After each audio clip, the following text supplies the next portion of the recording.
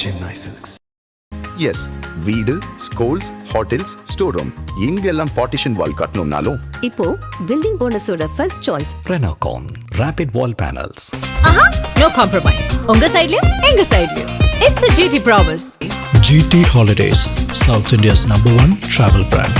ஆக்சுவலா நடிக்கவே எனக்கு டைரக்ஷன் தான் வந்தீங்க. வந்துட்டு இப்ப திடீர்னு இந்த ஆக்டிங் இது யாருக்கு ஃபர்ஸ்ட் கொடுத்தது? அதியமான் வந்து ஒரு நாள் மீட் பண்ணாரு. ஒரு படம் பண்ண போறோம், நீங்க தான் அதுல வில்லன் அப்படின்னு. ஃபர்ஸ்ட் ஒரு சீன் எடுப்போம், தப்பா நடிச்சுட்டு ஓடி வந்துடலாம் சொல்லிட்டு ஒரு சிங்கிள் ஷாட் ஒண்ணு. அது சும்மா நான் வந்து அசால்ட்டா நான் வந்து அப்படி பேசுன்னு ஓகேன்ட்டானுங்க. ஐயோ என்ன மாட்டோம். தலைமுறை படம் வந்துங்கிற காட்டில் என்னுடைய போர்ஷனை வந்து பார்த்துட்டு உடனே வந்து பாரதிராஜா சார் வந்து தாஜ்மஹாலுக்கு விட்டு விட்டார். கரெக்ட் இல்ல, தாஜ்மஹால். தாஜ்மஹாலுக்கு வந்து ராமநாதன் சார் டிஸ்ட்ரிபியூட்டர் அப்படி இப்படின்னு சொல்லிட்டாங்கன்னு சொல்லினா ராஜா சார் சொன்னார், யோ வெளியே ஒரு படம் போய் பண்ணிட்டு வாயா, அப்பதான் வந்து அப்பயே ஒரு பீக்ல தான் இருக்காரு தலைவர். அவ்வளவுதான் பீக்கு. இப்போ என்னன்னா இப்போ தேவா சார் வந்து வந்துகிட்டு இருக்காரு. வரும்போது வந்து டிஸ்ட்ரிபியூட்டர்லாம் தேவா சார் கொஞ்சம் அப்படி இப்படின்ட்டு இருந்தாங்க. ஸோ எனக்கு வந்து போறதுக்கு மனசே இல்லை. ஏன்னா எப்படி போக முடியும்? தாய் வீட்டை பிடிஞ்சு எப்படி வந்து ஒரு பொண்ணு வந்து ஒரு வீட்டுல வந்து செல்லம் கொடுத்து வளர்த்து கிளத்து மறு வீடுக்கு போக சொல்லும் போது எவ்வளவு அழுகை இருக்கு, ஆர்ப்பாட்டம். அந்த அழுகைதான் எனக்கு இருந்துச்சு. அழுத தனியா போட்டு தண்ணிய போட்டு புலம்பி, ஐயோ இப்படி ஒரு கதை. இவ்வளவு நாள் நான் பண்ண கதையெல்லாம் கதையே கிடையாது, வள்ளல் தான் கதை. அப்படி ஒரு எமோஷனான ஒரு கதையை பண்ணி வச்சுருக்கீங்க. அது ரீரெக்கார்டிங் பண்றதுக்கு அவர் இல்லாம யாரும் பண்ண முடியாது. சத்யராஜ் சார்ட்ட எல்லாம் போய் புறம்புங்க, தலைவா அது என்னுடைய பொறுப்புல தலைவா, ப்ரொடியூசர் அவர்கிட்ட கேட்டுக்கங்கன்ட்டாரு. அவர்கிட்ட போய் கேட்டேன், இல்ல டிஸ்ட்ரிபியூட்டர் அப்படி இப்படி நம்ம அப்படியே ராமநாதன் சார் அப்படி இப்படி சொல்லிட்டாரு. எனக்கு வேற என்ன, சத்யராஜ் சார் பீக்ல இருக்காரு, நம்பர் 1ல இருக்காரு. இப்போ ₹1 கோடி மேல சம்பளம். அவர் டேட் வந்து மிஸ் ஆயிடக்கூடாது. ஸோ நம்ம இன்னொரு அதாவது பிரபு சார் வச்சு பண்ணியாச்சு, கார்த்தி சார் வச்சு பண்ணியாச்சு, முரளியை வச்சு பண்ணியாச்சு. அடுத்து வந்து சத்யராஜ் சார் வர்றாரு. ஸோ ஒரு ஹீரோ ப்ரொமோஷனுக்காக நான் வந்து எவ்வளவு போராடினேன். பட் எனக்கு அதெல்லாம் கிடைக்கல. தலைவர்கிட்ட போய் சொன்னீங்களா ராஜா சார்கிட்ட? போய் கேட்டு பெர்மிஷன் வாங்கிட்டு நான் பண்ணேன். நீங்க வேணான்னு சொல்லுங்க, நான் வேணான்றேன். அப்படித்தானே கேட்டேன். எனக்கு இந்த படமே வேண்டாம் சார், நீங்க இல்லாம நான் பண்ண மாட்டேன். என்ன இவ்வளவு பண்ணிட்டு இந்த கதையை நீங்க கேட்டீங்கன்னா வந்து கொஞ்சம் வேற மாதிரி நான் பண்ணிருக்கேன். இது வந்து நீங்க தான் பண்ண. அது அவனுங்களே சும்மா இருக்கானு நீ என்ன இது பண்ணிட்டு இருக்க, நீ ஒரு படம் வெளியே போயிட்டு வா, அப்பதான் என்னோட அருமை உனக்கும் தெரியும் அவங்களுக்கும் தெரியும் அப்படின்றாரு. இதுக்கு பலிகடா நான் ஆகுறதா அப்படின்னு எவ்வளவு சொல்லி பார்த்தேன். நீ போயிட்டு வா, போயிட்டு நீ எப்ப வேணாலும் வரலாமே, இது உன் வீடியா அப்படின்னு சொல்லிட்டு அப்படின்னு சொல்லி சரி வழியோடதான் அதே பிரசாத் ஸ்டுடியோல வர பூஜை போடுறானுங்க. இந்த பக்கம் இவர் இருக்காரு, அந்த பக்கம் அவர் இருக்காரு. அப்படியே சரி போய் உக்காந்துட்டு வேண்டா வெறுப்பாத்தான் அதுல போய் உக்காந்தாரு. ஸோ பட் அதுக்கப்புறம் வந்து அது வேற மாதிரி ஒரு செட் ஆகி வந்து அதுக்கப்புறம் வந்து அவரு தேவா சார் ரொம்ப மரியாதை ராஜா சார்ட்டு வந்து. நீங்க ராஜா சாரை விட்டு பிரிஞ்சு பண்ண ஃபர்ஸ்ட் படம் வந்து வள்ளல் தானா? வள்ளல் தான். அதான் அதுக்கு அடுத்துதான் அவள் வருவாளா? அதுக்கப்புறம் அது அப்படியே இப்படி போயிட்டு இருக்கு. அப்படி அப்படியே அவர் ஒரு படத்துக்கு பெர்மிஷன் கொடுத்தாரு, ஒரு 10 படம் லிங்கா கூட. நான் யுவன் சங்கர் ராஜா ஃபர்ஸ்ட், 2வது படம் யுவன் சங்கர் ராஜா எனக்கு பண்ணாரு. என்ன படம்? தலைவர் படம் தான், கலாட்டா கல்யாணம். அந்த படம் யுவன் சங்கர் கலாட்டாவா? கல்யாணம் யுவன் சங்கர் ராஜா பாலு சார் படம். அப்பாட்ட இருந்து சன்னுக்கு வந்தாச்சு இப்போ. ஆமா. ஆனா இப்ப இந்த சின்ன ஜமீன் படத்துல வந்து அவர் போட்ட பாடல்கள் வந்து ஓகே, இப்ப தாலாட்டு கேட்குறமாகட்டும், சின்ன பசங்க நாங்க. ஆனா சின்ன ஜமீன் படத்துல இந்த பாட்டெல்லாம் தலைவர வேற லெவல். இப்ப அந்த நான் யாரு எனக்கு ஏதும் தெரியலையே, இது எங்கெல்லாம் ஹிட்னு வச்சு இந்த ஐடில வேலை பார்ப்பானுங்கல்ல, ஐடில வேலை பார்த்தோன்னே டேய் மணி 10வது என்னடா பண்ற, இன்னும் உனக்கு புரியல உனக்கு, நான் யாரு அது யார் பிடிச்சது தலைவர்? சின்ன ஜமீன் பால் சார் தான். கார்த்திக் அவரு பயங்கர ஃப்ரெண்ட்ஸ் இல்ல?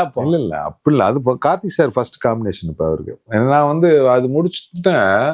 சின்ன பசங்க நாங்க முடிஞ்ச உடனே வந்து கேஆர் சாருக்கு படம் பண்றதா வந்து கமிட் ஆகி அட்வான்ஸ் வாங்கினேன். ஓகே.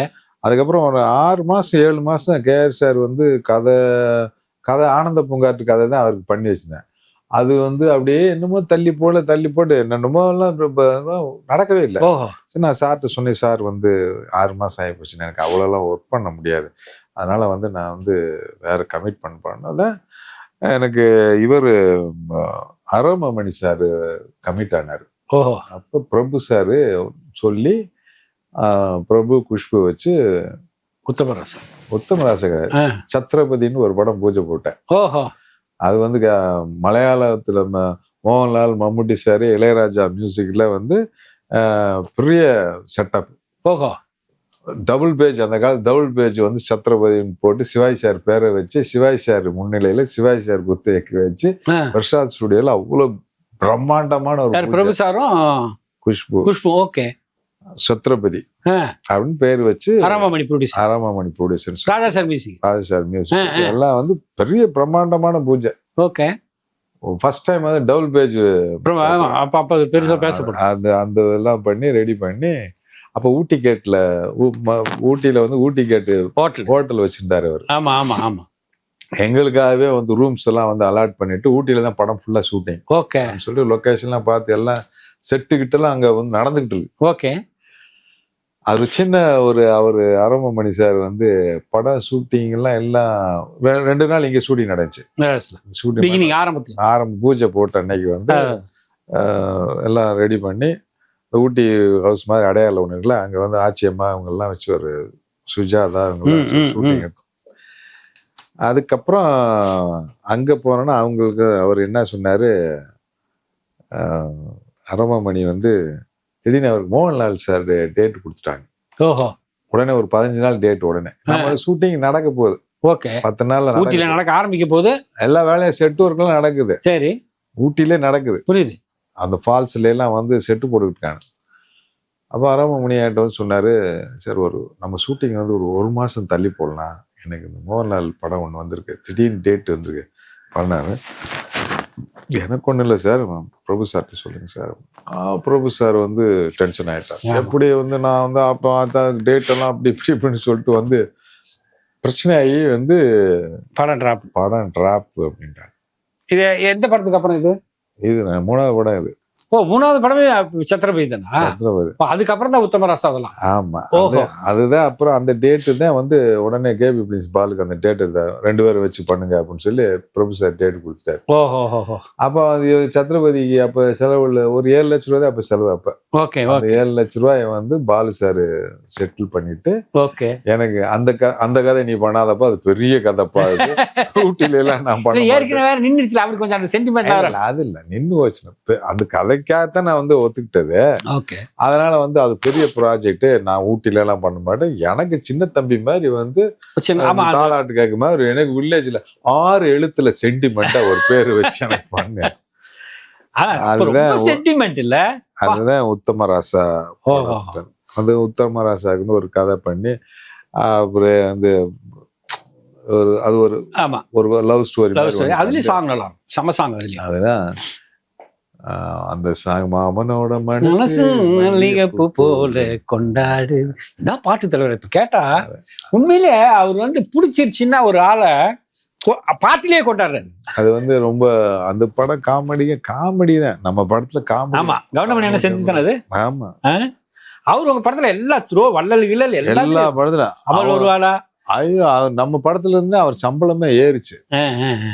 அப்பெல்லாம் சம்பளம் ஹீரோக்கு ஈக்குவலா சம்பளம் கேட்கறதுன்னு நம்ம படம் தான் ஆரம்பிச்சு. அப்புறம் சமஸ்தானம் நீங்க தான் பண்ணீங்க. ஆமா, அது வந்து சரத்குமாரும் நம்ம இந்த இவர் சுரேஷ் கோபில பல ரூட்ல அவதாரம் எடுத்துறீங்களே தலைவர். சரி, இந்த அவதாரத்துல இருந்து இப்ப டைரக்ஷன், ஆக்சுவல் நடிக்கவே எனக்கு டைரக்ஷன் தான் வந்தீங்க.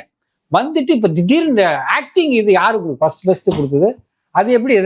அது எப்படி திடீர்னு இன்ட்ரெஸ்ட் வந்துச்சு நடிக்க உங்களுக்கு? நீங்க உங்களை கேட்டாங்க, உங்களுக்கு இன்ட்ரெஸ்ட் வந்ததா? யார் கேட்டது? இல்ல, நான் நடிக்கிறதுக்கு இன்ட்ரெஸ்ட் எனக்கு வந்து மெயினா வந்து எதுவுமே கிடையாது. ஆனா அந்த டைரக்ஷன்ல பிஸியா இருந்துச்சு. வருஷத்துக்கு 2 படம் நம்மளுக்கு போயிட்டே இருக்கு. அப்போ வந்து நம்மளுக்கு வந்து பிரச்சனை, இந்த பெப்சி பிரச்சனை வச்ச உடனே, படைப்பாளி பிரச்சனை. அந்த பிரச்சனைல இப்பதான் வந்து எல்லாரும் இந்த மனோரமா தியேட்டர்ல வந்து மீட்டிங் எல்லாம் போயிருந்தேன்.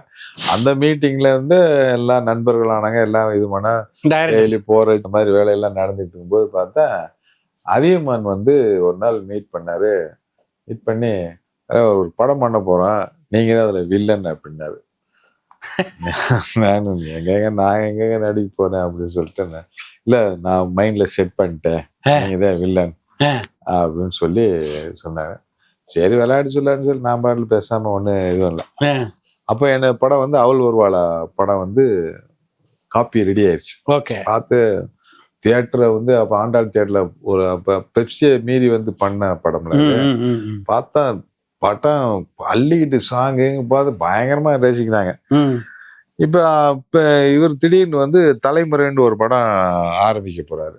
அது ராஜ்கிரண், ரேவதி ஹீரோயின் அப்படி எல்லாம் பண்றாங்க. அதிகமான ஹீரோ நடிக்கிறாரு அப்படின்னு சொன்னாங்க. ஆமா. சோ அப்ப வந்து நான் இப்ப ஆனந்த பூங்கா இருக்க குற்றாலத்துக்கு வந்து இதுக்கு போயிருந்தேன். டைரக்ஷன் போயிட்டு இருக்கப்பா, பீக் ஆச்சு அந்த படம். ஆமா, ஆனந்த பூங்காடு ஷூட்டிங் நான் போய் அங்க வந்து டிஸ்கஷன் போயிட்டு இருக்கு. ஓகே. ஒரு ஒரு ஒரு ஷெட்யூல் முடிச்சுட்டு செகண்ட் ஷெட்யூல் போயிட்டு இருக்கேன். குற்றாலத்துக்கு அது ரீமேக் இல்ல? இல்ல அவள் ஒருவாளா அது ரீமேக். இது ஆனந்த பூங்கா. ஆனந்த பூங்கா. அங்க பார்த்தா அங்க வந்து ஷூட்டிங், அவங்க ஷூட்டிங் அங்க நடந்துகிட்டு, ஷூட்டிங் வந்து பாக்குறதுக்கு வாங்க தலைவா அப்படின்னு சொல்லி கூப்பிட்டாரு. அப்போ இப்போ ஷூட்டிங் போறேன்னு டக்குன்னு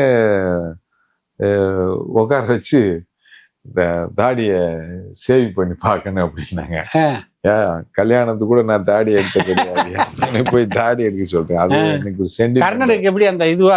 ஆமா, தாடி எல்லாம் நான் எடுக்க மாட்டேன், அது எனக்கு வந்து ட்ரேட் மார்க். அது இல்லாம இல்ல பத்த ஒரு தேவர்மான் மீச மாதிரி எப்படி இருக்கும் அப்படின்னு சொல்லிட்டு ஒரிஜினல் மீச வைக்கணும் அப்படின்னு சொல்லிட்டு, இல்ல இல்ல நான் பண்ண எனக்கு இன்ட்ரெஸ்டே கிடையாது, நீங்க வந்து படம் ராதா ரவி கீதாவி எல்லாரும் உட்காந்து வந்து டக்குன்னு வந்து அழிச்சுட்டு மீசி நாடகத்தில் நடிச்ச அந்த ஃபிளாஷ் கட்டு அது வந்து கூப்பிட்டு உட்கார வச்சு வந்து இப்போ ஓகேண்ணா அப்படியே சார் சூப்பரா இருக்குப்பா அப்படியே பண்ண. அப்பெல்லாம் கொஞ்சம் பெல்ட்டா இருப்பான், வந்து முடிஞ்சுக்கிட்டே எல்லாம் வந்து அப்படி வேற மாதிரி இருக்கும்.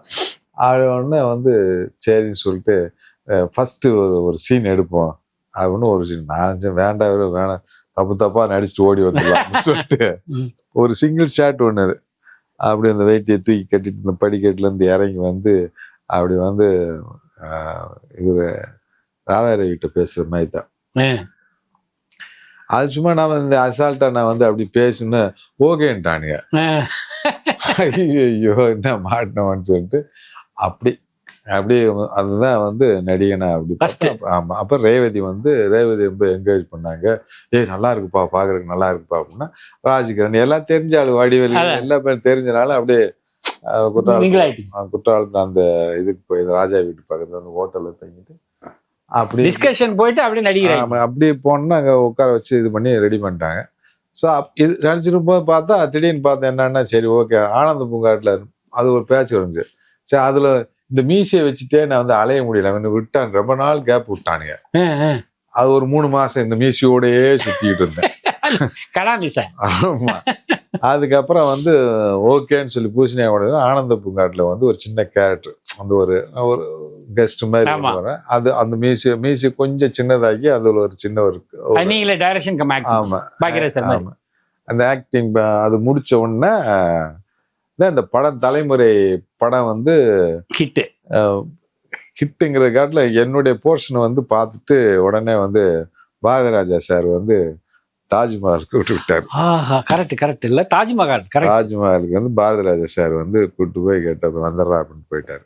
பாருங்க, நம்ம என்னவோ நினைச்சிட்டு வந்துட்டு அது எங்கெல்லாம் கொண்டு போய் பாருங்க சினிமா. நம்மள இன்னும் நம்ம பாருங்க தலைவர, நீங்க வெறும் டைரக்ஷன் இருந்தா ஓகே, பட் இருந்தாலும் அந்த நடிகைன்றது இன்னும் சர்வே இல்ல, அது வரைக்கும் போயிட்டு இருக்குல்ல. இப்ப நீங்க சுந்தர்சி சார் வந்து பிரேம்ஜி சொல்லுவாங்கல்ல, வெங்கட் பிரபு படத்துல பிரேம்ஜி, அதே மாதிரி சுந்தர்சி சார் படத்துல இல்ல அவரு உங்க மேல அந்த இது ஒரு படம் மதகஜராஜா அண்ணன் நடிச்சதே இங்க ஆகும் இல்ல. எனக்கு ஞாபகம் இல்ல, 12 வருஷத்துக்கு முன்னாடி வந்த படம். இன்சிடென்ட்லாம் ஞாபகம் இருக்கு. போல நானு சுத்தினது, அப்புறம் வந்து சுந்தர் சார் வந்து இது பண்ணதெல்லாம் எல்லாம் சந்தானம் கூட இருந்தாலும் ஞாபகம். மணிவண்ணன் சார் கூட கடைசியா நடிச்ச படம் எல்லாம் ஞாபகம் இருக்கு. ஆனா படம் 12 வருஷம் அது இல்ல, படம் வந்து அது அவ்வளவு பெரிய ஹிட் ஆகி அதுல வந்து நம்ம முகம் தெரிய ஆரம்பிச்சுல, அது பெரிய விஷயம். அதுதான் இப்ப என்னன்னா, அதுதான் கமல் சார் சொல்ற மாதிரிதான். அதாவது நீங்க சினிமாவில சர்வே ஆயிட்டே இருக்கணும், அது என்னவாக இருந்தாலும் சரி இல்லையா. அதான் சொல்லுவாரு, அவர் ப்ரொடக்ஷன்ல கூட இரு, ஆனா அந்த ப்ரொடக்ஷன் நம்பர் 1 சொல்லுவாரு அவரு. அது நம்ம கையில இல்ல, நடிகனை பொறுத்த வரைக்கும் நம்ம கையில, அது டைரக்டர்ஸ் கையில தான் இருக்கு. சின்ன ஜமீன் லைன் மாத்திரம் பண்ணிட்டு ஃபுல்லா பண்ண கிடையாது. நான் பண்ண படத்துல அதிகமான நாட்கள் அதிகமான பிலிம் ரோல் அந்த படம் தான். சின்ன ஜமீன் தான். ஓஹோ. ஏன்னா அன்னன்னைக்கு பண்றது. சுகன்யா தானே அது ஹீரோயின்? ஆமா. கார்த்தி சாரோட ஃபர்ஸ்ட் காம்பினேஷன் நம்மளுக்கு, பாலு சாருக்கும் first combination. Okay okay okay. So அதனால வந்து ரொம்ப கேர் எடுத்து இதை வந்து இதா பண்ணேன். அப்பெல்லாம் தலைவன் கரெக்டா வந்துடும் அப்படியே. இதுதான் ஆக்சுவலா பிரபு சாருக்கு 100வது படமா நான் பண்ண வேண்டிய கதை. இதே சின்ன ஜமீன். சின்ன ஜமீன். ஓகே. அது சின்ன மிஸ் அண்டர்ஸ்டாண்டிங்ல அப்படி போயிடுச்சு. ஓகே. அப்ப அதுக்காக வந்து அந்த படத்தை வந்து இதை பெரிய ஹிட் கொடுக்கணும் அப்படின்னு சொல்லிட்டு டைம் எடுத்து அப்படி பொயட்டிக்கா வந்து எங்க டைரக்டர் வந்து பார்த்தாரு, இந்த ஸ்ரீதர் சார் வந்து பார்த்தாரு. ஓஹோ. சின்ன ஜமீன். ஆமா, டப்பிங்ல வந்து பார்த்தேன்னா வந்து ரொம்ப அப்ரிஷியேட், எனக்கு சந்தோஷம். அந்த அவர் மாதிரி பொயட்டிக்கா அந்த முள்ள மிதிக்கும் போது கையை வைக்கிறது, அது மேல காலை வைக்கிறது, அந்த மாதிரி ஷார்ட்ஸ் எல்லாம் எடுத்து பார்த்தோன்னா. அப்புறம் பாலமுருகன் வந்து அந்த படத்துல எக்ஸ்ட்ராடினரா நல்லா பண்ணி கேமரா, நல்ல கேமரா, பியூட்டிஃபுல்லா. என்னன்னா என்னுடைய லக், அந்த படத்துல வந்து பிசி ஸ்ரீராமனோட அசிஸ்டன்ட் பூரா அதுல வந்து ஒர்க் பண்ணாங்க. ஓஹோ. பாலமுருகன் கேமராமேனால. ஆமா. ஜீவா வந்து ஒர்க் பண்ணாப்புல, கேவி ஆனந்த் ஒரு சீன் பண்ணாப்புல, பிசி சார் வந்து ஒரு நாள் பண்ணாரு, திரு ஒரு பண்ணு, இப்படி வந்து ஒரு 6-7 ரைட்டர், ராம்ஜி, எல்லா பேருமே வந்து ராம்ஜி வள்ளலுக்கு இன்ட்ரோடியூஸ் பண்ணாங்க. அதனாலதான் அது வந்துச்சு. அதுல ஒர்க் பண்ணது, சீமான்ல ஒர்க் பண்ணா. சின்ன ஜமீன் சீமான்ல ஒர்க் பண்ணதுனால சரி அவனுக்கு ஒரு படம் நல்லா கொடுத்தாரு. எனக்கு நீங்க நடிகர் எப்ப தெரியுமா, நான் உண்மையிலேயே வந்து நான் வந்து உங்க நடிப்பு வந்து யதார்த்தமா இருக்கும்ல, கேஷுவலா தானே பண்ணீங்க நீங்க.